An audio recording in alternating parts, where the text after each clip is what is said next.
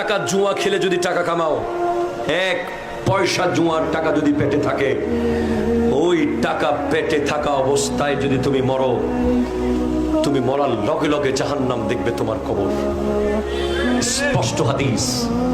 মনে রেখো, হালালের পান্তাবাত অনেক দামি, হারামের কাচ্চি বিরিয়ানির চেয়ে, ঠিক কিনা বলো?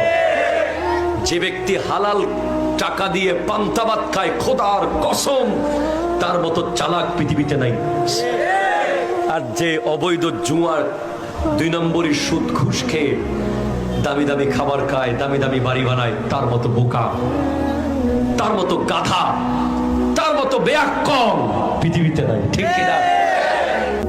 যে ব্যক্তি এই দোয়াটা সকাল সন্ধ্যা 3 বার করে পড়ে, কিয়ামতের মাঠে আল্লাহ পাকের উপর হক হয়ে যাবে, ওয়াজিব হয়ে যাবে, আল্লাহ ওই ব্যক্তিকে সন্তুষ্ট করে দেবেন ইনশাআল্লাহ।